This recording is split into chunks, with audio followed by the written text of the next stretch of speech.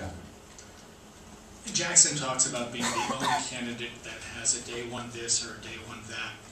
I work for Congressman Paul McHale. I'm not interested in having my name on a piece of legislation. I'm a social worker. I want to get things done. The way you get things done in Congress, as Chris would know, is not by introducing legislation. It's very simple to do.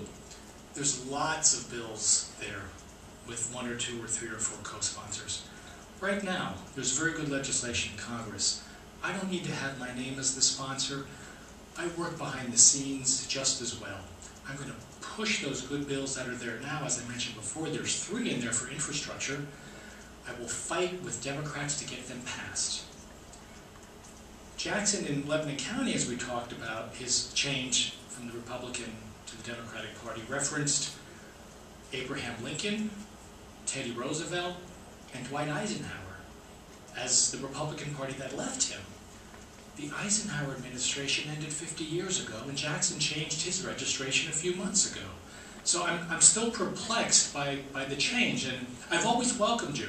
I mean, from when we first met on election night, we had a nice conversation, a very good handshake, but I am perplexed that a man who you asked for a recommendation from just a couple of years ago, now suddenly you have to run against. And I'm perplexed why you're running against him on the Democratic side and not the Republican side. One of the things that I guess has been a black mark on my candidacy for Congress is that I'm doing this part-time. But there's a reason for that.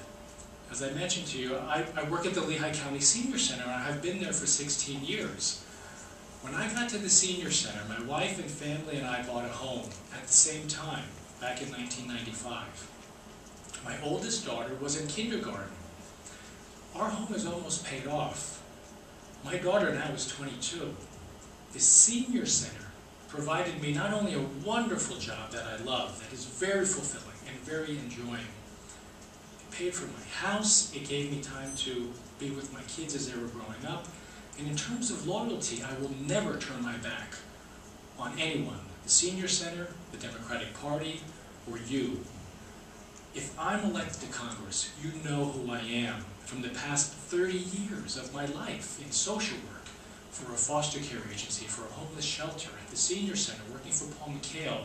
There's no question about who I am and what I will do going forward. And that, I think, is critical when you're looking to elect somebody to Congress. Thank you very much. Now you can applaud.